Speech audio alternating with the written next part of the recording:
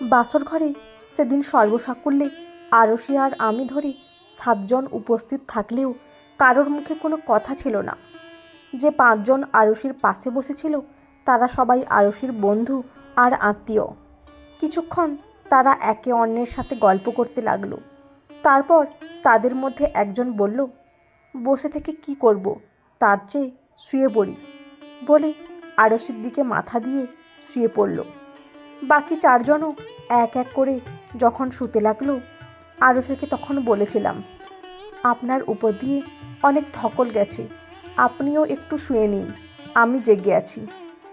সেদিন আরশি আমার কথার কোনো উত্তরও দেয়নি, এমনকি আমার দিকে ফিরেও তাকায়নি।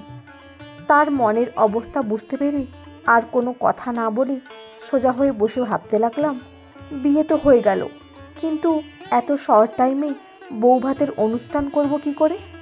চিন্তা করতে করতে পকেট থেকে ফোন বার করে দেখলাম রাত 12:40।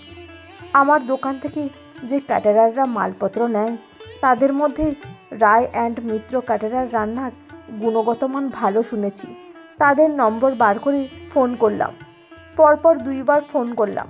রিং হয়ে যাওয়ার পরও ফোনটা ধরল না দেখে বিশ্বাস ক্যাটারারকে ফোন করব বলে যখন তার নম্বর খুঁজছি, তখন রায় অ্যান্ড মিত্রের সজলবাবু ফোন করে বললেন, অশোকদা, কি হয়েছে, এত রাত্রে ফোন করছেন, সব ঠিক আছে তো? বললাম, আগামীকাল 19 তারিখে 100 লোকের মতন একটা অ্যারেঞ্জমেন্ট করে দিতে পারবেন? না দাদা, ওই দিন আমাদের 3টে কাজ আছে, আজও আমি একটা বিয়ে বাড়িতে কাজ করছি, বলে কয়েক সেকেন্ড চুপ করে থেকে সজলবাবু বলেছিলেন, কাজটা দিনে না রাত্রে? বলেছিলাম, রাত্রে।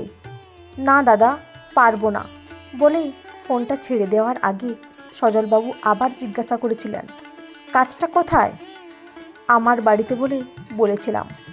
কোনো কিছু ঠিক ছিল না, হঠাৎ করেই বিয়েটা আমার হয়ে গেল। সজলবাবু আমার বিয়ের কথা শুনে বোধহয় অবাক হয়েছেন, তাই তিনি কয়েক সেকেন্ড চুপ করে থেকে বললেন, বিয়ে হয়ে গেল মানে? সকালে যখন আপনার দোকানে গিয়েছিলাম তখন তো কিছু বললেন না। তখন আমি নিজেই জানতাম না আজ আমার বিয়ে হবে বলে। গলার স্বর নামিয়ে একটু আস্তে বললাম, এখন আমি বাসর ঘরে বসে আপনাকে ফোন করছি, অথচ একদিন পর বৌভাত। কোথায় ডেকোরেটর, কোথায় ফুলওয়ালা, কাকে বলবো, বলে একটু চুপ করে আবার বলেছিলাম, এদের সাথে যোগাযোগ করব কি করে বুঝতে পারছি না। তাছাড়া কাল সকাল থেকে আত্মীয় স্বজন, দোকানের কিছু খরিদ্দার, মহাজন, পাড়া প্রতিবেশীদের নিমন্ত্রণ করা শুরু করলেও এত শর্ট টাইমে শেষ পর্যন্ত কজন যে আসবে বলেছিলাম। আপনার তো অনেকের সাথে যোগাযোগ আছে, তাদের একটু বলে দেখুন না। কথাগুলো শুনে সজলবাবু বলেছিলেন, বুঝেছি, প্রেমের বিয়ে তো, তাই হঠাৎ করেই হয়ে গেছে। ঠিক আছে, চিন্তা করবেন না, আপনার বৌভাতের সব দায়িত্ব আমি নিচ্ছি, বলে সজলবাবু বলেছিলেন, 100 লোকের অ্যারেঞ্জমেন্ট করতে বলেছেন, শেষে কম হয়ে যাবে না তো? এখনও নিমন্ত্রণ করা শুরু করিনি, সকাল থেকে শুরু করলে মোটামুটি বুঝতে পারবো কতজন হবে। সন্ধ্যের দিকে আপনাকে কনফার্ম করে দেব বলে সেদিন আরও বলেছিলাম। তাহলে ডেকোরেটর, ফুল আর খাওয়ানোর দায়িত্ব কিন্তু আপনার থাকলো। হ্যাঁ হ্যাঁ, আপনার বৌভাতের সব দায়িত্ব আমার, আপনি শুধু নিমন্ত্রিত লোকের সংখ্যাটা সন্ধ্যের মধ্যে আমাকে জানিয়ে দেবেন, বলে সজলবাবু বলেছিলেন। এখন আমি ছাড়ছি, কাল সকালে ডেকোরেটরের লোক চলে যাবে, আপনি শুধু তাদের দেখিয়ে দেবেন খাওয়ার জায়গা, বসার জায়গা কোথায় হবে। যদি পারি আমিও একবার ঘুরে আসব, বলে ফোনটা কেটে দিয়েছিলেন। একটা স্বস্তির নিঃশ্বাস ছেড়ে খানিকটা নিশ্চিন্ত হয়ে আরশি এবং অন্যান্যদের দিকে তাকিয়ে দেখছিলাম। আরশি পা দুটো ভাঁজ করে চোখ বন্ধ করে বসে আছে, অন্যান্যরা গভীর ঘুমে আচ্ছন্ন। সেদিন ওই নিষ্প্রাণ বাসর ঘরে অনেকক্ষণ ধরে পা দুটো ভাঁজ করে বসেছিলাম বলে হাঁটুর ওখানটায় টনটন করছিল। হাঁটু দুটোর ওপর 10-12 বার চাপাচাপি করে পা দুটো ছড়িয়ে দিয়ে আরশির দিকে ফিরে বলেছিলাম, কতক্ষণ আর এভাবে বসে থাকবেন, পা দুটো ছড়িয়ে দিন। সেদিন আমি বলা মাত্র আরশি পা দুটো ছড়িয়ে না দিলেও বেশ কিছুক্ষণ পর দেখলাম সে পা দুটো সামনের দিকে লম্বা করে দেওয়ালের গায়ে হেলান দিয়ে বসলো।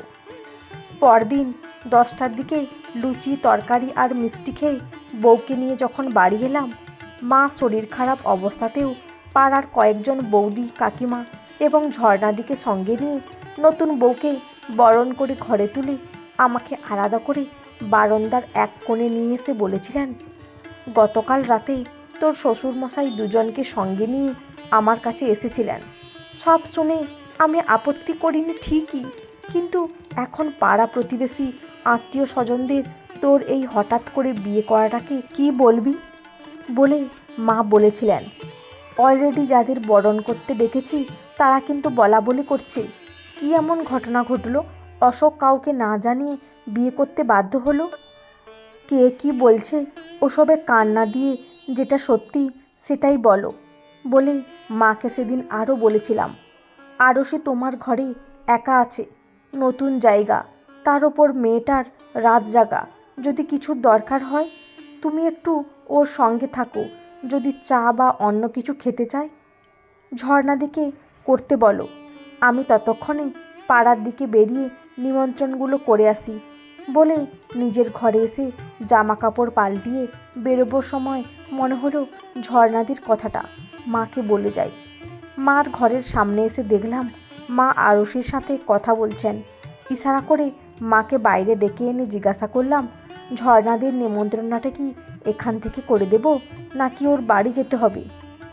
না, ওর শাশুড়ি বাড়িতে আছে, তুই ঝর্ণাদের বাড়িতে গিয়ে ওর শাশুড়িকে বলবি আগামীকাল বৌভাত সবাই যেন আসেন, ওনাদের সবার নিমন্ত্রণ রইল। ঠিক আছে বলে আরশির দিকে যেই একটু ঘাড় কাঁধ করে তাকাতে গেছি, মা বললেন, আজ তোদের কাল রাত্রি নতুন বউয়ের মুখ দেখতে নেই, যা এখান থেকে। 225 জনকে নিমন্ত্রণ করেছিলাম, তখনই অনেকেই আসতে পারবে না বলেছিল। ওই একই দিনে অন্য জায়গায় তাদের নিমন্ত্রণ আছে। সজলবাবুকে 175 জনের মতো অ্যারেঞ্জমেন্ট করতে বলেছিলাম, উনি তাই করেছিলেন। শেষমেশ লোক হয়েছিল 162 জন। কম যেটা হয়েছিল সেটা কন্যাযাত্রীদের কিছু লোক আসেনি বলে। কন্যাযাত্রীদের মধ্যে যারা এসেছিলেন তাদেরকে নিয়ে 12:50 নাগাদ শ্বশুরমশাই এবং শাশুড়ি মা চলে যাবার আগে আমাকে জিজ্ঞাসা করেছিলেন, একদিনের মধ্যে এত সুন্দর অ্যারেঞ্জমেন্ট তুমি কি করে করলে? বলেছিলাম, আমি কিছুই করিনি, যা করেছে রায় অ্যান্ড মিত্র ক্যাটারারের সজলবাবু। ওনাকে বলেছিলাম উনি দায়িত্ব নিয়ে সব করেছেন। খুব ভালো হয়েছে, তোমরা ভালো থেকো বলে মেয়ের সাথে আর একবার দেখা করে শ্বশুরমশাইরা সেদিন চলে গিয়েছিলেন। 1:30টার দিকে ক্যাটারারের সজলবাবুরা তাদের জিনিসপত্র নিয়ে চলে যাবার পর মার সাথে দেখা করে ফুলশয্যার ঘরে এসে দেখলাম আরশি বসে আছে ঠিকই, কিন্তু দেখে মনে হচ্ছে সে খুব নার্ভাস। একটু কাছে গিয়ে সেদিন তাকে বলেছিলাম, আপনি চিন্তা করবেন না, বিয়েটা আমাদের হয়েছে ঠিকই, কিন্তু আমরা কেউ কারোর সাথে পরিচিত হওয়ার সুযোগ পাইনি। তাছাড়া আপনার মানসিক অবস্থাও ঠিক নেই। যে ঝড় আপনার মনের ওপর দিয়ে বয়ে গেছে সেখান থেকে স্বাভাবিক হতে একটু সময় লাগবে।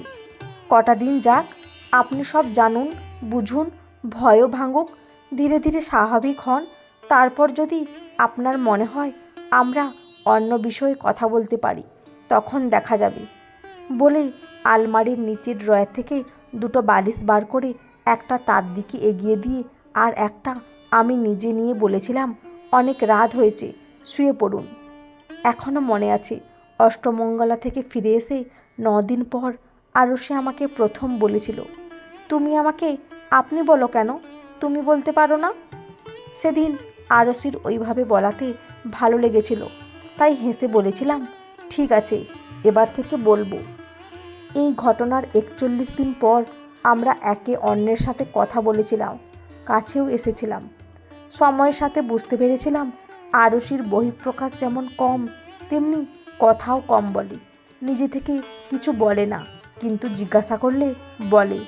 যেমন তাকে মাঝে মধ্যে যখন জিজ্ঞাসা করি, তুমি কি বাপের বাড়ি যাবে, তখন সে আমার দিকে তাকিয়ে অল্প হেসে বলতো, আজ না, কাল গিয়ে 2 দিন থাকবো।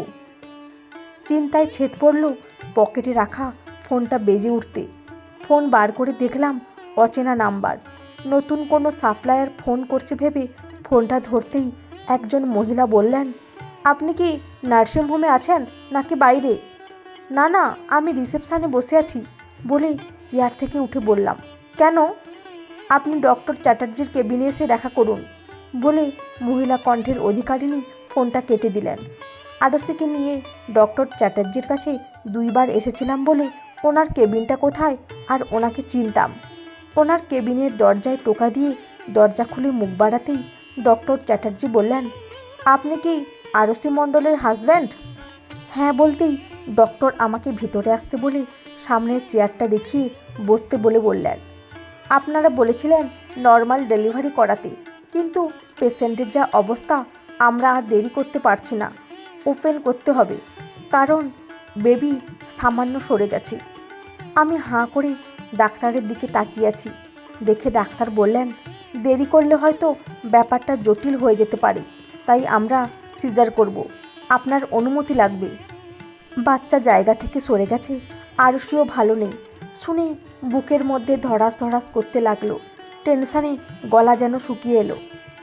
শুকনো গলায় ঢোক গিলে বললাম, সিজার করলে বাচ্চা আর বাচ্চার মায়ের কোনো অসুবিধা হবে না তো? ডক্টর চ্যাটার্জি একটা বন্ড পেপার বার করে তাতে আমাকে সই করে দিতে বলে বললেন, আমরা আমাদের তরফ থেকে 100% চেষ্টা করব, বাকিটা উপরওয়ালার হাতে। পেপারটায় সই করে দিতেই ডাক্তার চেয়ার থেকে উঠে পেপারটা নিয়ে আমাকে বললেন, ঠিক আছে, আপনি বাইরে অপেক্ষা করুন বলে ডাক্তার বেরিয়ে গেলেন। টেনশনে বুকের মধ্যে দুরু দুরু করতে লাগলো।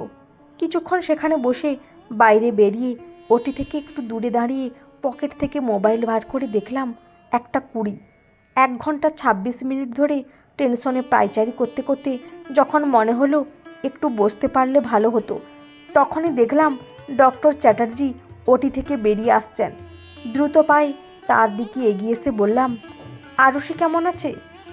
আমার উৎকণ্ঠা দেখে ডক্টর চ্যাটার্জি আমাকে আশ্বস্ত করার জন্য একটু হেসে বললেন, উনি ভালো আছেন, আর আপনাদের মেয়ে হয়েছে। কথাটা শোনা মাত্র শরীর মন যেন টেনশন মুক্ত হয়ে গেল। ডাক্তারকে জিজ্ঞাসা করলাম, বাচ্চাটা ভালো আছে তো? আরুষিকে একবার দেখতে পারি? হ্যাঁ ভালো আছে বলে বললেন, এখানে অপেক্ষা করুন, ভেতরে ওদের কিছু কাজ আছে, সেগুলো হয়ে গেলে এখান থেকে যখন নিয়ে যাবে তখন দেখতে পারেন, কিন্তু কথা বলবেন না বলে ডাক্তার চলে গেলেন। শ্বশুর মশাইকে খবরটা আগে দেওয়া দরকার মনে করি ফোন বার করে ওনাকে ফোন করলাম। শ্বশুর মশাই এবং আমার মাকে খবর দিয়ে প্রায় 20 মিনিটের মতো দাঁড়িয়ে থাকার পর দেখলাম আরুষি আর আমাদের মেয়েকে ওটি থেকে বার করে নিয়ে আসতে লাগলো। কাছে যেতে গেলে সিস্টাররা আমাকে সরে যেতে বলে বললেন, 4টের পর আসবেন, এখন যান। সিস্টাররা বললেও আরুষির সঙ্গে কথা বলার জন্য বললাম, তুমি ঠিক আছো তো? আরুষি সামান্য মাথা নাড়িয়ে একটু হাসলো। এত কষ্টের পরও সকাল থেকে এই প্রথম আরুষির মুখে হাসি দেখে ভালো লাগলো, তাই গলার স্বর বাড়িয়ে বললাম, তোমার বাবাকে খবর দিয়েছি, উনি খুব খুশি হয়েছেন, সেই সঙ্গে বলেছেন বাড়িতে ফিরেই তোমাকে দেখতে আসবেন, আর আমি আমার মাকে নিয়ে বিকেলে আসব। সিস্টাররা আরুষি আর মেয়েকে নিয়ে রুমের মধ্যে চলে গেল। আমিও খানিকটা নিশ্চিন্ত হয়ে বাড়ির উদ্দেশ্যে বেরিয়ে মনে মনে ভাবতে লাগলাম, প্রায় 2টো বাজে, 4টের দিকে আবার আসতে হবে মাকে নিয়ে। বন্ধুরা, আজকের গল্পটি কেমন লাগলো? যদি ভালো লেগে থাকে অবশ্যই একটি লাইক দিয়ে চ্যানেলটি সাবস্ক্রাইব করে পাশে থাকবেন। অসংখ্য ধন্যবাদ।